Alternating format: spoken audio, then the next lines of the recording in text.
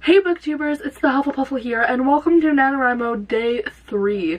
So today, I'm at my lake lot, which is why the background is different. So it's Day 3 of Nano. The writing goal for the day is 5,000 words, and as you know, I already hit that on Day 1, and I'm currently sitting at around 7,000 words. So that's way under the goal that I personally set for myself, but it's still above the daily suggested goal. So at least there's that. So I didn't write very much yesterday, mostly because I just was not feeling it, and I had a stomach ache and I just didn't want to write, so I didn't. I wrote a little bit this morning, but other than that I haven't written anything else yet today, so I'm hoping to get a few sprints in before I go to bed and bump that 7K up to 8K. So today's topic is going to be talking a bit about multiple point of view and why I chose to do multiple point of views in my story. I got this question on my last video. Someone asked why I chose to do multiple point of view, because they're struggling with deciding if they want to or not, and I think it would be good, but they're kind of scared about managing it. And my answer to that is I always do multiple point of view. I really can't write a story where it's not multiple point of view. I love large casts of characters. I love switching point of views and complicated plots. So for me, I almost always do multiple point of view in my stories. Yeah, literally always.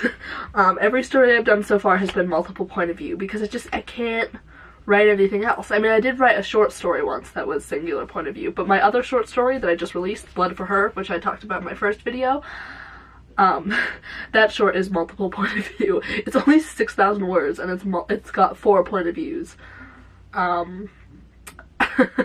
So, I mean, that's kind of why, but I also think it works for the story because, I needed it to go back and forth between Peter and James because they have a very back and forth dynamic, and they have the same perspective, but they think they have different perspectives, so the whole time they're like getting at each other's throats and being all like, no, I think this way, but really, if you read their point of views, they kind of are thinking the same thing on the inside.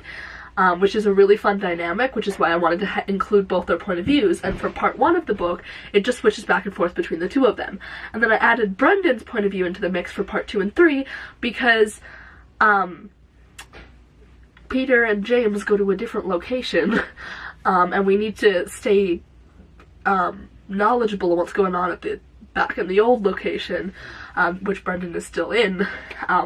So I chose his point of view because I thought it would be the best for that situation, and he is the one who will keep it going from the perspective, because when you're reading, we're like, oh, what's going on back in there, and you need to know what's going on back in the old location. So I chose Brendan's point of view to add to the mix for the second 2 parts of the book. I don't know if I have any tips for how to manage different point of views. I mean, you just have to make sure that they sound different, and when it comes to a first draft, that's not the first concern, but if you try and think about it as you're writing, it makes it a lot easier when it comes to editing, because you don't have to change the entire tone of the way a character speaks, or the way a character's point of view sounds.